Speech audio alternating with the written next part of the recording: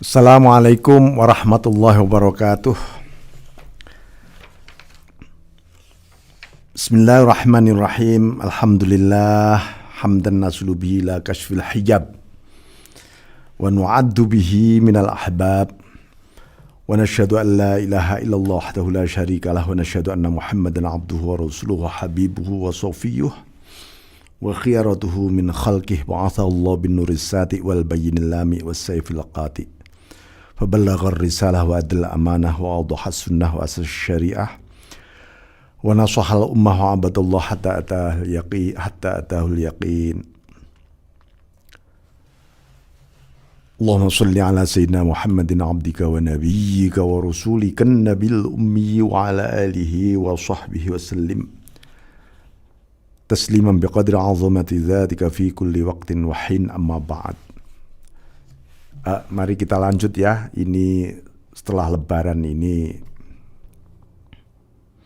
kita akan melanjutkan kajian kitab Halatu Ahlil Haqiqah Ma'allah, atau yang Anda kenal menjadi buku ini yaitu Menjelang Ma'rifah. Ini kita sudah pada episode ke-30, ini hanya 40 episode, jadi 10 lagi. Bismillahirrahmanirrahim. Idza qala Rasulullah sallallahu alaihi wasallam, idza raha ahadukum ilal jum'ah falyaghtasil. Apabila di antara kalian berangkat sholat Jum'ah, hendaknya mandi. Ya, perintah mandi ini malah, kalau menurut Imam Syafi'i, mandi di hari Jumat itu memang sunnah. Tapi Imam Malik, mazhab Maliki, itu mewajibkan malahan mandi orang yang mau sholat Jum'ah. Jadi hadis ini menggambarkan tentang soal mandi. Ya, ini artinya membersihkan. Mandi itu kan membersihkan, menyucikan badan dari najis. Nah, di batin kita juga dimandiin, disucikan dari kotoran-kotoran batin.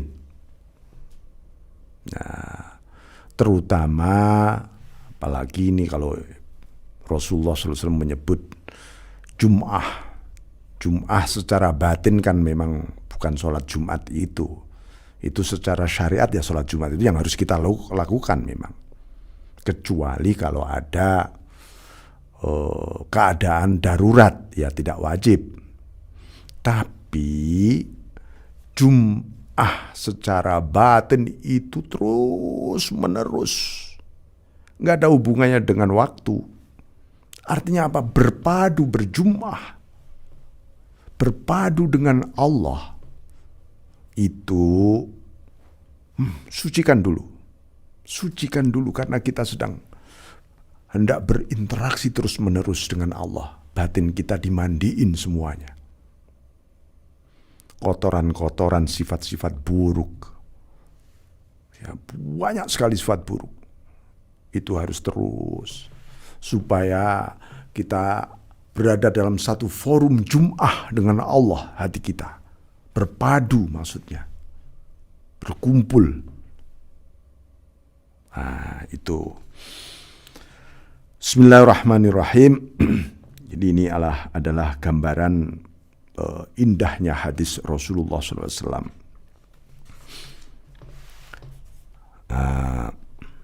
Jadi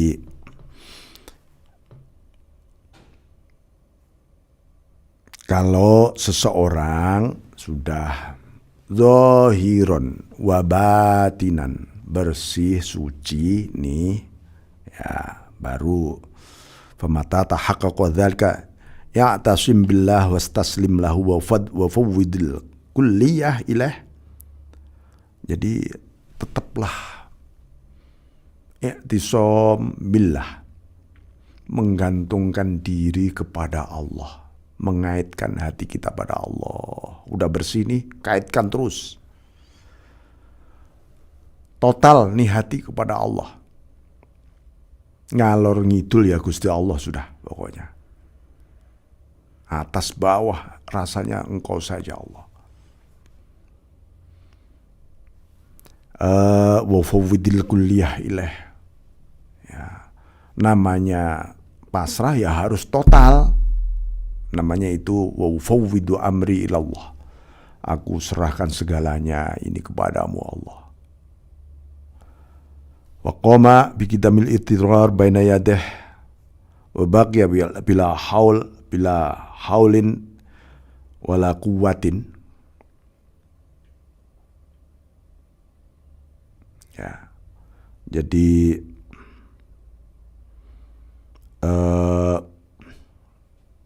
kalau sudah begitu gimana ya? Qidamil ittirar itu langkah penuh remuk redam di hadapan Allah, fana.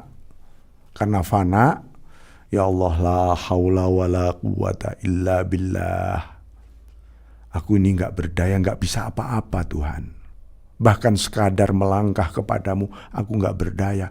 Kalau tidak karena Engkau pertolonganmu, kekuatanmu, daya darimu, gak bisa ini Tuhan.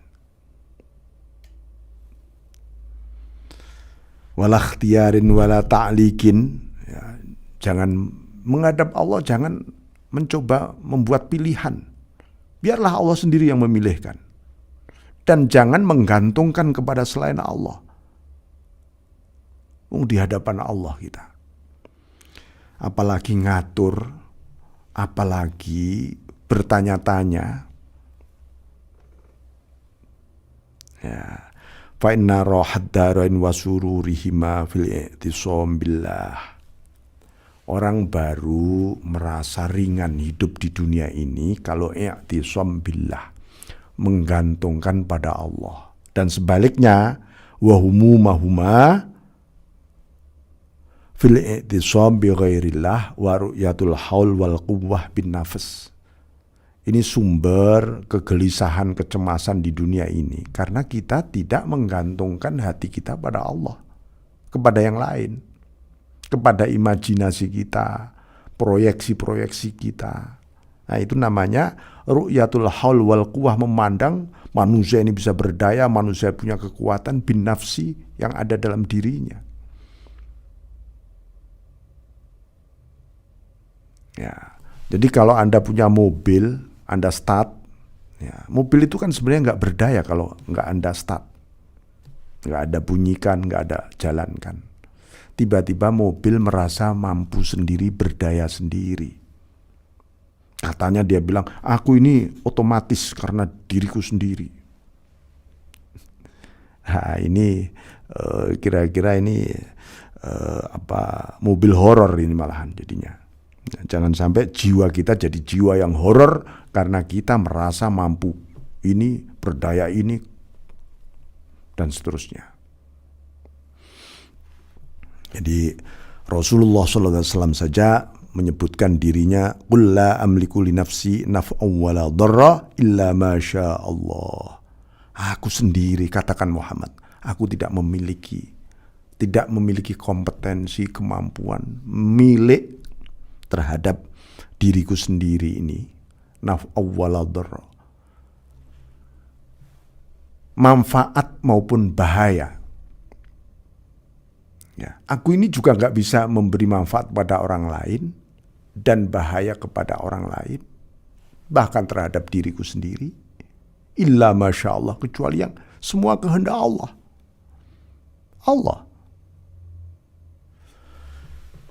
Ayat ini sungguh membuat manusia merdeka semua di dunia ini kalau diterapkan. Ya. Begitu juga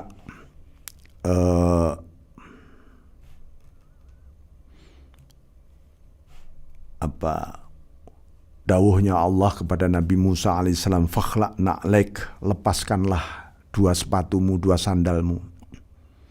Karena di dalam sandal ini orang merasa memiliki pijakan. Pijakan kok sandal, lepas. Kamu akan menghadapku Musa. Pijakanmu adalah aku, bukan sandalmu. Ayo lepas. Ini kan metafor ya. Metafor sebenarnya. Maka ketika itu maksudnya fakhlaq na'laik itu ikhlaq angkol bika ahluka wa waladik wa kullu ma siwallah. Lepaskan. Kalau engkau menghadapku, lepaskan. Hartamu, anakmu, istrimu, dan segala hal selain aku, selain Allah, lepas semua. Ya. Allah bertanya, wa ma tilka biyaminika ya Musa? Yang ada di tanganmu itu apa, wahai Musa? Qala hiya asaya. Ini tongkatku, Tuhan. Ya. Asaya, ada tongkatku, kataku ini loh. Ya, gara-gara ku ini, ya. Nabi Musa mulai mengandalkan dirinya dan mengandalkan tongkat.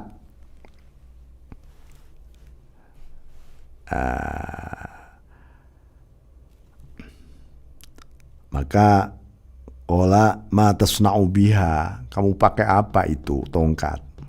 Qala atawakka'u 'alaiha, aku jadikan pegangan ini tongkat Tuhan. Apa yang terjadi? Faqala alqiha ya Musa wa alqaha fa idza hiya hayatun tas'a. Udah lempar itu tongkatmu, buang.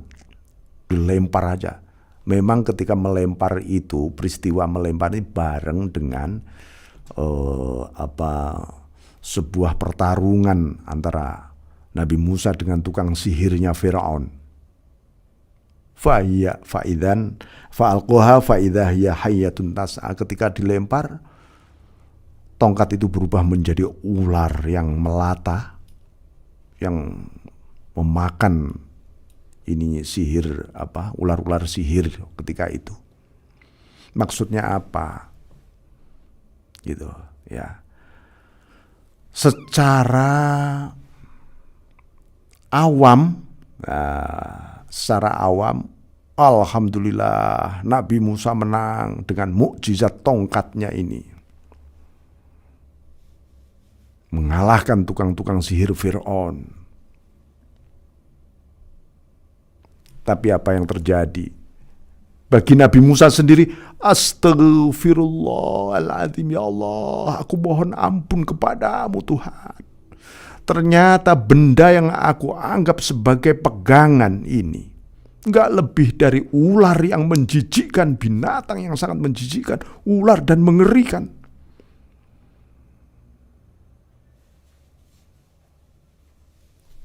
Itu seorang nabi seperti itu. Ini apa? Ya. Jadi kita i'timad bin nafsi bi ghairillah itu jadi begitu. Lalu Nabi Musa akhirnya bertobat kembali kepada Allah. Allah tahu tobatnya Nabi Musa. Allah berfirman, qala khudha wa la takhaf. Ambil Musa, tongkatmu itu ambilin lagi, jangan takut kamu. Karena Nabi Musa ketika melihat ular itu juga ngeri, takut. Loh, kok berubah ular menjijikan? Artinya gini, kalau Anda ditanya, hei fulan, hei dul, hei di, hei man, apa yang ada di tanganmu? Oh, jabatanku Tuhan. Dengan jabatanku ini aku bisa mengatur ini, macam-macam. Satu lagi ditanya, apa yang ada di tanganmu? Oh, ilmu pengetahuanku Tuhan. Dengan ilmu pengetahuanku ini aku bisa membangun rekayasa, teknologi, ilmu pengetahuan macam untuk kemajuan umat manusia. Begini. Satu lagi ditanya, apa yang ada di tanganmu? Oh, yang ada di tanganku ini amal, prestasi amaliyahku, aku ini ahli ibadah Tuhan. Yang ada di tanganku adalah derajat-derajat makom rohaniyah. Bahkan aku bisa sampai membubung ke arasmu Tuhan. Balik lagi ke dunia sekejap Tuhan. Apa yang terjadi? Anda akan seperti Nabi Musa. Alqiha. Ya, Alqiha ya Musa, lempar semua predikat-predikatmu itu. Predikat jabatanmu, predikat amalmu, predikat ilmu pengetahuanmu, predikat daya dan kekuatan kejuaraanmu. Lepas. Itu enggak lebih dari binatang yang menjijikkan yang kau simpan di dalam hatimu. Kira-kira kita begitu enggak ya? Astaghfirullahaladzim. Semoga kita bertobat kalau begitu seperti Nabi Musa. Tapi oleh Allah, qala khudha wa la takhaf. Setelah kita bertobat, kamu jangan takut dengan sesuatu yang mengerikan dan menjijikkan tadi, berupa ilmu pengetahuan, berupa amal, berupa jabatan, berupa prestasi, berupa kekuatan, fasilitas yang engkau miliki. Jangan pernah takut kamu. Ambillah dengan bersamaku. Bersama Allah kita mengambil itu semua, meraih itu semuanya. Karena ini adalah masyiatillah, kehendakmu Allah, bukan kehendakku. Itu loh. Maka disebutkan oleh Rasulullah, Bismillahilladzi, dalam salah satu doa beliau, Rasulullah SAW, beliau berdoa, Bismillahilladzi la yadurru ma'asmi syai'un fil ardi wala fis sama'i huwas samiul alim. Maka dengan nama Allah, bersama Allah, la yadurru, tidak ada bahaya.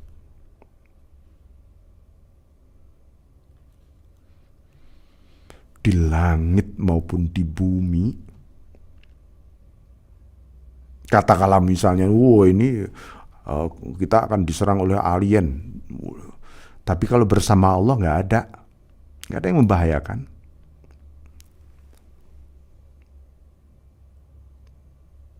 Baik di dalam bumi, di langit. Wa huwas samiul alim. Karena apa? Ada engkau. Ada engkau, itu loh yang paling urgent, yang paling penting. Jadi, nah, di dalam bab ini tentu kita bisa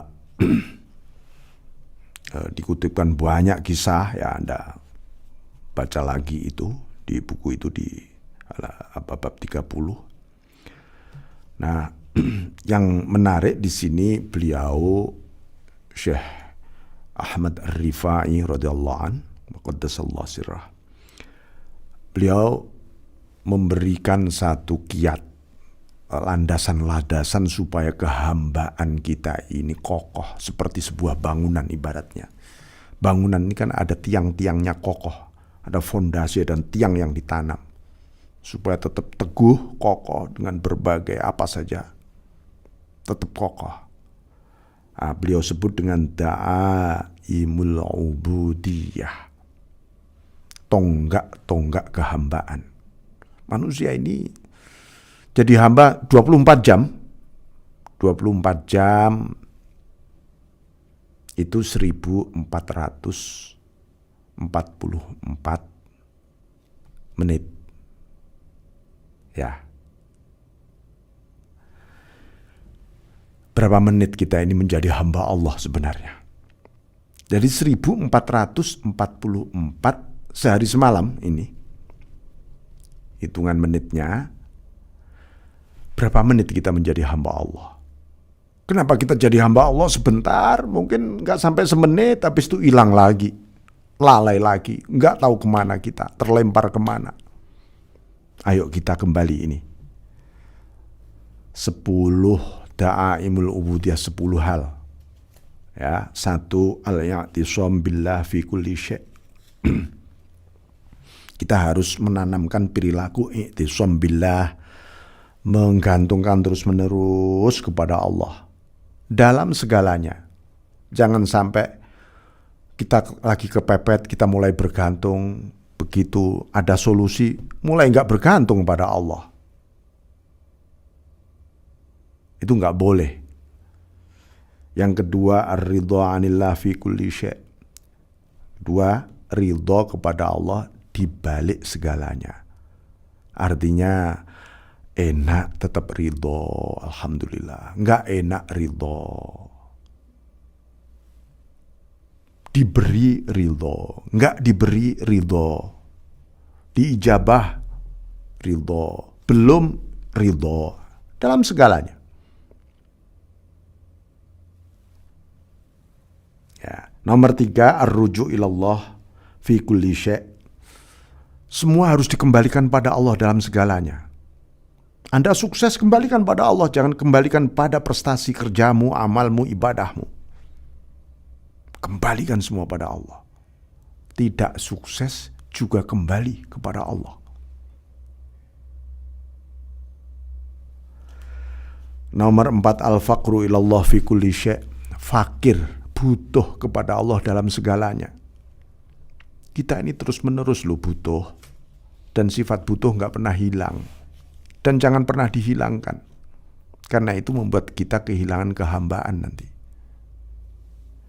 Nomor 5, wal inabah ilallah fi kulli syai'.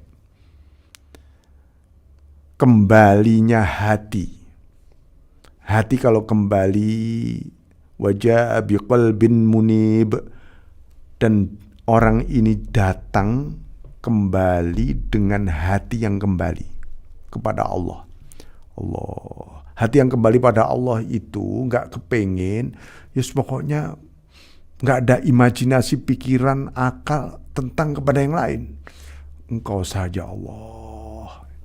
Kembali ini hati sampai dirasakan betul di hati. Kesadaran penuh. Wasabru ma'allah fi kulli syai'. Sabar bersama Allah dalam segalanya. Karena ini semua sudah ditakdirkan Allah.